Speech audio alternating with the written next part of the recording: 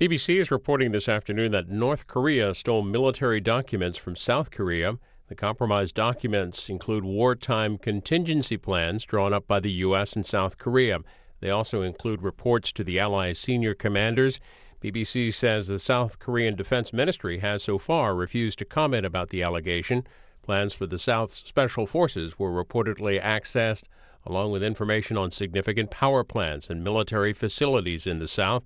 That hack took place in September of last year. Read more at bbc.co.uk. And Defense Secretary James Mattis touched on North Korea during a speech yesterday on force readiness. He was speaking to the Association of the U.S. Army. I'm honored now to introduce our keynote speaker for the 2017 annual meeting of the Association of the United States Army. You know him. He's well known to all. He's well known internationally. I had the privilege of serving alongside him. And if you ask me to define our keynote speaker with one word, I would simply choose patriot, because that's what he is at his very core. Ladies and gentlemen, please welcome the Secretary of Defense, the Honorable Jim Mattis.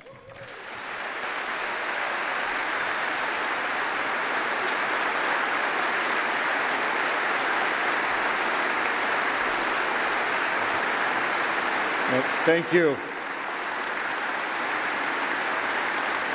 Thanks very much, ladies and gentlemen. And thank you, General Ham, old friend of many years. It's an absolute delight to be here with you all. And I do appreciate being invited to something like this. I can probably find no place in Washington, D.C. today that I feel more at home than here amongst all of you. Acting Secretary McCarthy, we first met each other in those very uncertain days after 9/11 in Afghanistan, and we've served together for many years after that. Thank you for coming back to the colors, sir. It's a pleasure to serve with you once again. General Milley, we've served together. We know each other over many years. You have the DNA of Iwo Jima in your veins. You bleed red, white, and blue. And the Army could not be in better hands right now. Sergeant Major Daly, besides deciding to go out on the obstacle course this morning, that Army 10-miler yesterday, I guess, was just your warm-up for it this morning. So in the truest traditions of Army NCOs, where you lead from up front and put yourself in difficult circumstances voluntarily, thank you for your leadership as well. After that presentation, I'm going down to the recruiting office. After that, I'm going to sign up for another 40 years, I guarantee you. But it was also something to remind us about the priorities that Secretary McCarthy, General Milley have made very clear in their time in office, and that is for readiness. And we will talk more about that. But I'm going to be very pleased to take some questions at the end of this. And so let's see if I can close the gap between a Secretary of Defense and all of you out there for a little bit.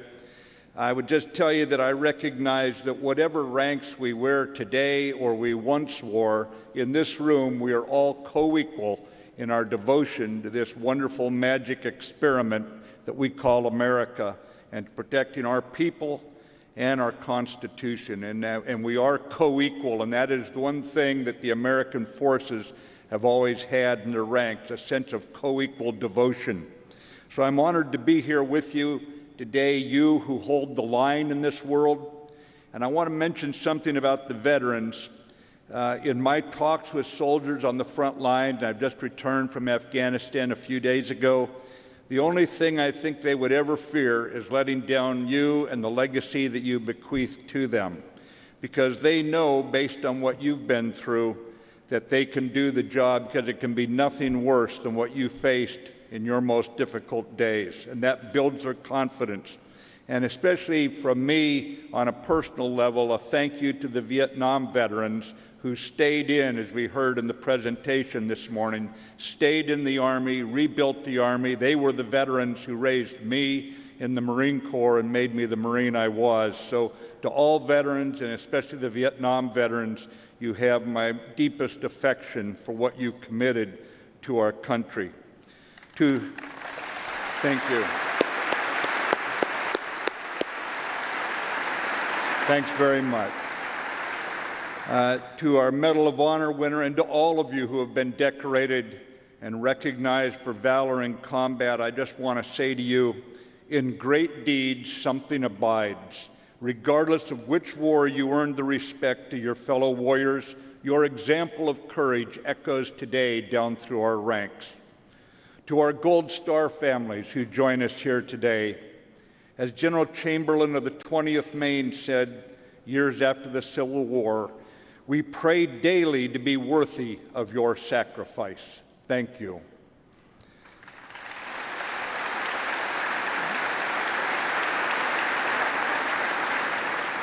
As your Secretary of Defense, I am honored to join you. I'm grateful to serve once again alongside soldiers of the greatest army, the most trusted army on earth. To serve once again among the disciplined, ethical, capable, high-spirited soldiers whose character I have seen rise to every occasion in the worst possible circumstances. Soldiers who are always at their best when the times are at their worst. Soldiers who General George Washington would be proud of. For 242 years now, you have set the standard. For you are the soldier descendants today of ragged Continentals who left bloody footprints at Valley Forge. You who from Lexington to Bastogne to the Korengal, generation after generation, you have carried our flag in your hearts and the Patriot's fire in your belly. A fire that keeps alive our experiment that we call America, an experiment to determine if a government of the people, by the people, and for the people can long survive. A united army, united in commitment that stands as a model for our fellow citizens of what Americans who stand united can do. And our Army's ranks today are filled with willing, high-quality patriots, all volunteers, and again, I am very proud to serve with you. The international situation is the most complex and demanding that I have seen in all my years of service, and that's over 4 decades. In the Mideast, terrorists continue to conduct murder and mayhem despite significant and accelerating losses. One state sponsor of terror in the Mideast cannot hide behind its nation-state status, while in effect, it is actually a destabilizing revolutionary regime. In Europe, for the first time since World War II, we've seen national borders changed by the force of arms, as one country proves willing to ignore international law to exercise a veto authority over its neighbors' rights to make decisions in the economic, diplomatic, and security domains. In the Pacific, we've seen North Korean provocations threatening regional and even global peace, despite universal condemnation by the United Nations. So this is the reality that faces our Department of Defense and our like-minded allies, and we must have militaries fit for their purpose, fit for their time, in these days of emerging challenges. For these challenges include new domains of conflict in space and in cyberspace, and in ways that involve deniable attacks even on our democratic processes. Your Department of Defense is adapting because we do not want to be dominant and at the same time irrelevant. And I offer this problem statement for what must guide our efforts. How do we maintain a safe and effective nuclear deterrent so these weapons are never used and our non-proliferation efforts can be recharged? Second, how to maintain a decisive conventional force at the same time as that nuclear deterrent, one that will include space and cyberspace capability to deter war or end it decisively if conflict occurs. And third, we must at the same time maintain an irregular capability so we can fight across the spectrum of conflict. This is our problem statement: how to maintain a safe and secure nuclear deterrent and maintain a decisive conventional force that can also fight irregular warfare. Our department has 3 lines of effort to address these issues. First, everything we must do must contribute to the increased lethality of our military. We must never lose sight of the fact that we have no God-given right to victory on the battlefield. Secretary McCarthy and General Milley are examining every personnel policy, our training time, our organization, and more to ensure they contribute to make us the most lethal joint force in the world. Even as our competitive edge over our foes and adversaries decreases due to budgetary confusion in this town and the budget caps.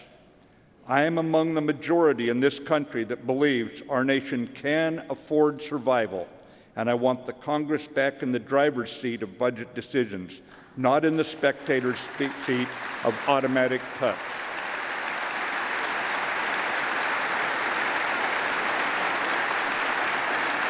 I have great confidence in the U.S. Congress, but I have no confidence in automatic mathematical budget cuts. Second line of effort, we are following the example of the greatest generation coming home from the tragedy of World War II and who looked around and they said, "What a crummy world." But we're part of it, whether or not we like it, and we're going to do something about it. And in that spirit, they build alliances and partnerships. In the same spirit today, we are strengthening alliances and building new partnerships, whether it be NATO, the counter-ISIS coalition, the 39 nations standing together in Afghanistan, and expanding friend and partner bonds in the Indo-Pacific region. Secretary of State Tillerson's Defeat ISIS coalition is only one example of what this looks like in practice. 69 nations banded together, plus 4 international organizations, the Arab League and NATO, the European Union and Interpol, all working in concert to defeat ISIS. But we also stand with our traditional allies as well as building new coalitions as we work together to defend our values. And to our allies here in this room today, I will tell you I had the honor of fighting many times for America.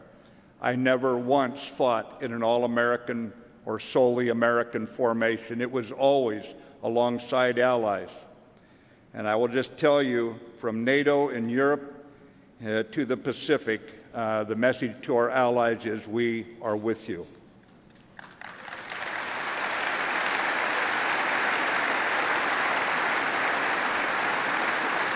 Under Deputy Secretary of Defense Shanahan, our new Deputy Secretary and full of vigor, under him lies most of the continued effort for line of effort number 3, and that is the keen direction that he is helping to provide Secretary McCarthy and his fellow appointees to rework our business practices to gain full benefit from every dollar spent on defense. We are taking aggressive action to reform the way we do business and to gain and to hold the trust of the Congress and the American people that we are responsible stewards of the money allocated to us, and that it translates directly every dollar into the defense of our country and what we stand for. In all of this, the Army's importance is absolutely fundamental. Historian T.R. Fehrenbach once wrote, "You may fly over a nation forever, you may bomb it, atomize it, pulverize it, and wipe it clean of life. But if you desire to defend it, if you desire to protect it, if you desire to keep it for civilization, you must do this on the ground the way the Roman legions did, by putting your young men in the mud." I would only modify it today by saying, by putting your young men and women in the mud.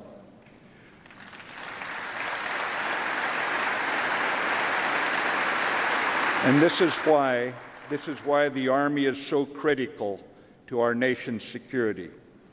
I have by now grown rather remote from so many of you who man the ramparts, those of you who have looked past the hot political rhetoric to rally to our flag in the age of our high-quality, all-volunteer force. Yet while I no longer have the opportunity to get to know you personally, I do know your character. You could get out of the Army and make more money. You could get out of the Army and see more of your families. You could do any number of things, but you have the habit of putting others first, of putting your country first. At Antietam Battlefield Cemetery, the statue of a lone soldier stands atop a pillar, looking out across the graves of his fallen comrades. He's a private, and he is nicknamed Old Isaac. And it is inscribed on the pillar he stands above, quote, not for themselves, but for their country. Whether you spend a few years in your youth in the U.S. Army, ladies and gentlemen, or grow gray in the service to our beloved nation and its Constitution, rest assured you will always look back on the sacrifices of war, the demands of sergeants, and the frustrations of unpredictable deployments as the best years of your young lives. And even those of us denied the opportunity by our ranks to stand physically beside you every day, nonetheless, we join your fellow citizens in humbled awe of your willingness to sign a blank check payable to the American people, a blank check payable with your lives, to defend our revolutionary ideas enshrined in our Declaration of Independence and our Constitution, putting freedom above all else. Now, if you want to know where I see modern war trending, I just ask that you reread General Milley's remarks from a year ago at this very convention. If you want a reminder of war's primitive, atavistic, and unrelenting nature, reread Fehrenbach's This Kind of War. If you want to see why I believe command and feedback must supplement our approach to command and control, read Rules of the Game by Gordon. If you want to know where I come from in terms of strategy, read The Future of Strategy by Colin Gray, the most near-faultless strategist alive today. And most importantly, when it comes to you willing and magnificent soldiers, those who from General George Washington to today carry our hopes on your shoulders, I say that you need only follow the Army Creed we just all saw on the screen and recited. We need you at the top of your game in body, mind, and spirit. Physically, I salute Generals Milley and Frost's initiative to toughen the physical standards that they now have underway for the U.S. Army. I'm reminded that General Schwarzkopf, in the years after Vietnam, served under a Korean War veteran when he was a battalion commander, a brigade commander who insisted on tougher soldiers knowing what he had faced in the Korean War. Mentally, I want you to enhance your warfighting skills, assuming every week in the Army is a week to get better at integrating all Army and joint efforts to become more tactically cunning. So body and mind must be matched with the spirit. And spiritually, ladies and gentlemen, we need our soldiers to build your own and your comrades in arms resilience to take combat tests of your character in stride in the most primitive environment on earth. Let me close with a reminder to today's troops through our veterans' eyes. I want to go back to World War II, the greatest generation. Today, as we sit here, there is a 91-year-old World War II combat veteran from Maine. The veteran is Mr. Richard Lincoln, and he's now living in a veteran's home in Maine. He and his three brothers all fought in World War II, and he is the last surviving one. Mr. Lincoln has a remarkable story. As a 17-year-old from a very small town of Wayne, Maine, a town of less than 1,000 people, and standing just 5 foot 5 inches tall, I wondered as I read that, was that the effects of malnutrition during the Depression? Mr. Lincoln served as a first scout in the 88th Infantry Division in the Battle of Anzio, which, as you all know, was a grueling and historically important amphibious assault in the Italian campaign, an amphibious landing against long odds which permitted the Allied capture of Rome. He repeatedly risked his life on the front lines to identify enemy artillery batteries, regularly enduring enemy fire and never shrinking from enormous dangers. The 88th became the first draftee division to enter a combat zone in World War II. In 344 days of combat, the 88th Infantry Division lost 2,298 men killed in action and 9,225 men wounded.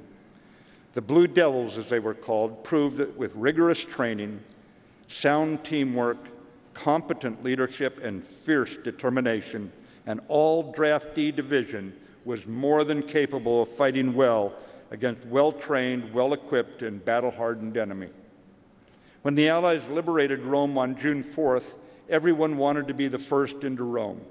but the all-drafty 88th became the first division to enter the city, although overshadowed by the Normandy invasion 2 days later.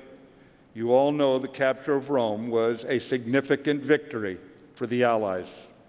For his heroic service in that campaign, Mr. Lincoln was awarded the Bronze Star Medal, and on June 4th, 1944, the day when he and his fellow soldiers of the 88th Infantry Division entered Rome, Richard Lincoln turned 18 years old. Mr. Lincoln was and is today a humble, earnest, self-effacing man, grateful to be an American. He knows what it felt like to be shot at from very close range every day for months, since being a scout was about as close to the front lines as it gets. To this day, he wonders how he survived when so many comrades did not. He says he thinks it might have been because I was short, which is a wise point. I never envied tall men on the battlefield myself. But I would tell you, too, that Mr. Lincoln is one of those who created the legacy of the American Army, the most trusted, the most ethical, the most capable Army in the world. One built on physically tough and tactically competent soldiers under NCOs and officers at the top of their grim game. From Shiloh to the Marne, from the Bulge to Pork Chop Hill, the Delta, and the deserts that this generation of soldiers have faced, when trouble loomed, the Army has always stood and delivered. So to all the veterans in the room, you set an uncompromising bar that every one of us on duty today must live up to. We know we will never face something worse than what you maintained your dignity and your honor throughout. So to every veteran in this room, to every Mr. Lincoln who's hailed from Maine to Hawaii, from Alaska to Puerto Rico, thank you for standing by the red, white, and blue. And ladies and gentlemen, thank you again for having me here. May I take your questions?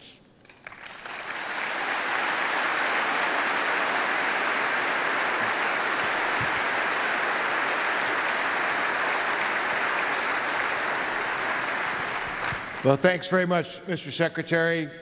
We took the liberty of collecting some questions from our members and others, and I appreciate you taking time to answer just a few. So the first one is, we just saw a program that highlighted how the Army expanded and transformed quickly 100 years ago to meet the demands of World War I. What insights from World War I seem most relevant to you as the Army faces challenges today?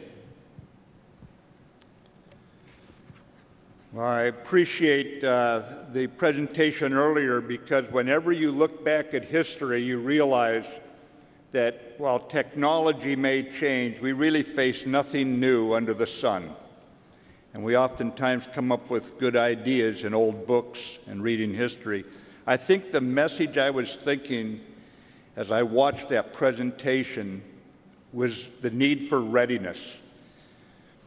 There was a comrade by the name of John Abizade, who is a younger general, once said to me, you know, if you were sitting in my chair, and he was in the Joint Staff in those days, in 1810, and you said, where are we going to fight in the next 10 years? Not one of us would have guessed. I think the Royal Navy is going to sail right up that river outside my window and burn this town to the ground. Well, you say that's a long time ago. He says, think about 1910. How many would have said that we're going to be in Europe in the next 10 years, and the U.S. Army, strung out from forts all across the Indian fighting West, would never have forecast they'd be wearing gas masks with airplanes dropping bombs and charging machine guns and barbed wire. So the need for readiness must also ensure that we have a shock absorber built inside the Army. And out of World War I, where the first advance we made, the first offensive we made, went horribly wrong because troops couldn't get to the front lines in the right order, there was a traffic jam, the attack went in badly. It's a reminder we've got to be brilliant in the basics of blocking and tackling, because from Bataan Peninsula to Kasserine Pass to Task Force Smith, we know too well the costs of not being ready. And I think that right now what we want to do is be so ready and be very much aware that we fight the way we come, that everybody in the world wants to deal with Secretary Tillerson and the Department of State, not the Department of Defense and the United States Army.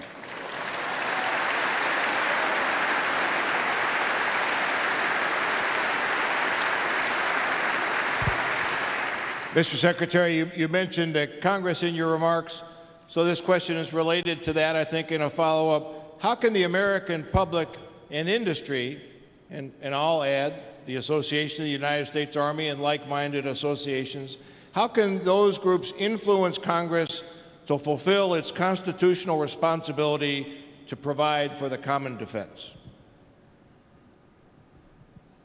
Ladies and gentlemen, I think what is probably most important right now is we lay out the problem in compelling and persuasive terms. Go back to Einstein's point many, many years ago when asked how he would compose his thoughts if he was given 1 hour to save the world.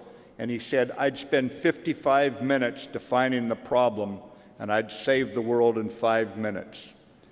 Now, there are times when those of us who wear the uniform can be rightly condemned for being overly conservative, wanting more insurance and more boats and planes and guns and tanks. And I understand that. And as General MacArthur said when he was Chief of Staff of the Army, in those days when our country was having difficult times economically before World War II, and he was trying to convince the U.S. Congress to spend an adequate amount of money on readiness so that the U.S. Army would be ready. He made the point there that day that we have got to be willing to do this because it's the surest way to deter war, but there's also a time and a cost aspect to this. And I think the more we can explain we have the time right now to prepare for war as the best way to prevent war. But should conflict break out, to get money later will not be good enough because we won't have the time at that point. And we all understand this. But I think the more we explain persuasively, objectively, what is the situation in this increasingly complex security environment, that many of our most legendary statesmen alive today, from Dr. Kissinger to George Shultz to Sam Nunn to all the others who have looked at this over decades, Dr. William Perry, former Secretary of Defense, Senator Cohen, former Secretary of Defense. If we can lay this out, the problem out in compelling terms, I believe in the U.S. Congress. I believe in them 100%, but we've got to lay this out in such a way that in a democracy we bring the American people with us, and that starts with the U.S. Congress. So we need everyone to make certain that we're laying out the problem in a manner that leaves no doubt about the need for what we're asking for in order to ensure that America's Army is at the top of its game. Thank you. Sir, if you got time, sir, for two more. Absolutely. So several questions about acquisition. I'll condense a couple of them. What can be done to enhance responsiveness to warfighter needs? And a follow-on to that, what can be done to incentivize collaboration amongst the services, other U.S. government agencies, and our allies? Well, the first thing is I know, having spoken with Secretary McCarthy, that he's got a process underway with General Milley to take the best aspects of rapid equipping and institutionalizing it as the way we do acquisition in the U.S. Army. But there's a point in the second question about how do we get the joint force like that? How do we get the department like this? And I think the most important thing is, one, communications, and two, the actual organization of the department. At Congress's direction, one which I completely embrace, we are going to break acquisition, technology, and logistics into research and engineering on the one hand, and then into acquisition and sustainment on the other. The intention here is that we move faster in research and engineering. I've lived out in Silicon Valley for the 3 years that I was retired, and I've seen what American industry is capable of from Silicon Valley to Michigan, from Boston to Texas, and we have got to open the communication with them much more robustly. Now, lawyers, I love lawyers. I don't want my daughter to marry one, but I love lawyers, okay? But at the same time, lawyers give advice, and I want the DOD lawyers to keep us strictly within the legal and ethical codes that we must live by when we handle the amounts of money and the government taxpayers' money. But I also want to remember that corporations are made up of Americans too, and I want open communications, no favoritism, no violations of law, no violations of ethics, but I want no longer this gulf between us to deny us the very advances that American industry is out there and executing for themselves in the private sector, the advances in weaponry that are out there right now, and in some countries, our advantage is being eroded as they move more swiftly, going back to Secretary McCarthy and now Secretary Shanahan, Deputy Secretary of Defense, and their initiatives to move us more rapidly and organize to move more rapidly. As much as processes bore all of us to tears, if we don't get this acquisition process right, you can throw the best people in the world at it, and 9 times out of 10, a bad process is going to win. So we've got to straighten out the process, and I've brought people in from industry to be right now. Ellen Lord is the acquisition technology and logistics person and actually overseeing the breaking apart of that into what Congress has directed. Deputy Secretary Shanahan comes from American industry. He's seen it at its best in a highly competitive industry. We've got people in there who know what they're doing. It's time to roll our sleeves up and get on with it.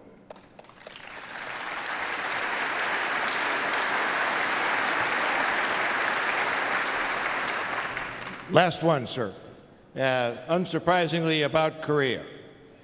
And I suspect you're probably not going to reveal to us the intricate details of your Korea strategy. But what can the U.S. military do to lessen the likelihood of conflict on the Korean Peninsula? Oh, what a great question. Let me talk about Korea for a minute because it's on all of our minds. And you know there's a reason that I recommended T.R. Fehrenbach's book, that we all pull it out and read it one more time. But ladies and gentlemen, it is right now a diplomatically led, economic sanction buttressed effort to try to turn North Korea off this path. Now, what does the future hold? Neither you nor I can say. So there's one thing the U.S. Army can do, and that is you have got to be ready to ensure that we have military options that our president can employ if needed. We currently are in a diplomatically led effort. And how many times have you seen the UN Security Council vote unanimously, now twice in a row, to impose stronger sanctions on North Korea? And remember, the Security Council has countries like France and Russia, China, the United States. You know who's on there. And all voted unanimously on this. The international community has spoken, but that means the U.S. Army must stand ready. And so if you're ready, that's your duty at this point in time. And I know the Army will always do its duty. Ladies and gentlemen, thank you for having me here. Have a great conference. And to our allies, thank you for being here.